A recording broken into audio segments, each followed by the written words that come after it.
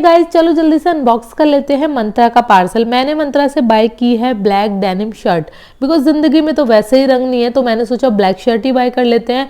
And इस shirt को ना मैंने काफी टाइम पहले से विश लिस्ट करके रखा था, एंड इसका प्राइस इतना ज्यादा था कि मेरी सारी पॉकेट मनी चली जाती, तो मैंने ना सेल का वेट किया। जैसे ही सेल आई ना मैंने इसे तुरंत बाय कर लिया। प्राइस इसका है 1149, थोड़ा सा तो अभी भी ज्यादा है, बट इसकी क्वालिटी, लुक, फैब्रिक सब बहुत ज्यादा अमेजिंग है। आई तो लव इट। एंड आप इसे विंटर एंड समर दोनों में पहन सकते हो। अगर आपको भी बाय करनी है ना तो कमेंट कर देना, मैं आपको तुरंत लिंक दे दूंगी। मैं मिलती हूँ आपको एक नई शॉर्ट के साथ, तब तक के लिए सी यू, बाय।